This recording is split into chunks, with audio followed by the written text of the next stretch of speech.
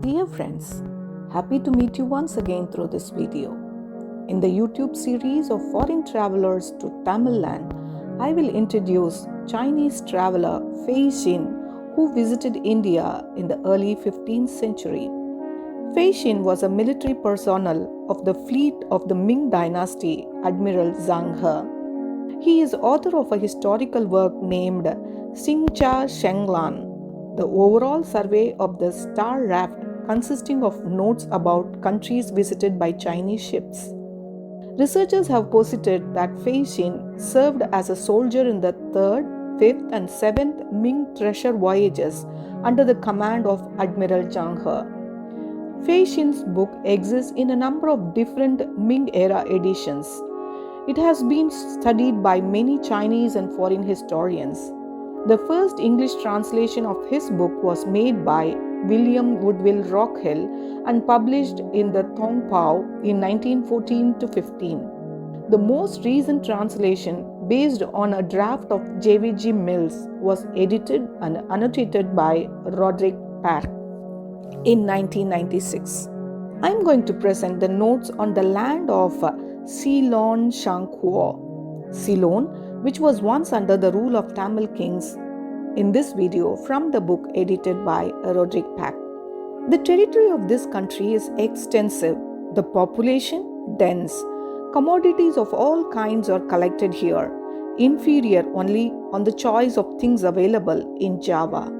The country has high mountains which reach to the heavens. The products of the mountain tops include blue stones, yellow stones, and blue and red gemstones.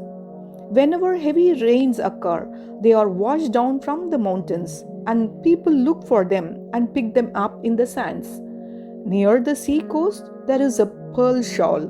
Here they always collect shells and oysters with nets.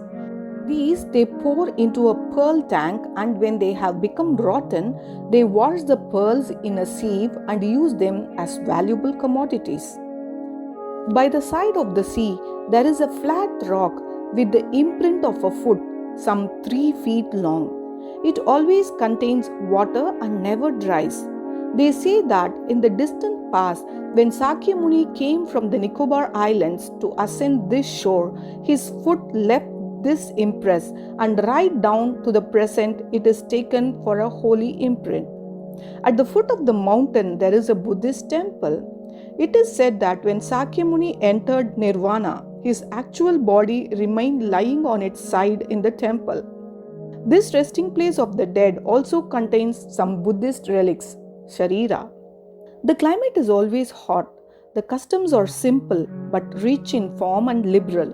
Rice and cereals give an ample return. The territory produces precious stones, pearls, ambergris, and frankincense. The commodities used in the trade with them are such things as gold, silver, and copper coins, white porcelain articles with the blue decorations, colored satins, and colored thin silk. Men and women wind a cloth round the head. They wear a long robe and round them in a single cloth. In the 7th year of Yunglo, 1409, the emperor ordered the principal envoy, the Grand Eunuch Cheng Ho, and others to forward imperial instructions and presents of gold and silver, utensils for religious offerings, variegated adornments, and precious banners embroidered with gold to be distributed in the Buddhist temples. They also set up a stone tablet with an inscription in order to honor the peaceful government of this country through our imperial plan, and they bestowed presents in the king of his chiefs. This is about Ceylon during the early 15th century by Fashian. On this note, we come to know about the pearl industry of Ceylon and the Buddhist beliefs in the people, and about the giant imprint of the foot dedicated to Buddha. But we see a lot of researchers tell about this foot to be the foot of Buddha, foot of Shiva, foot of Prophet, but we cannot land up with any conclusion. But this is a note given by Fei Xian, which is the belief of the people during that period.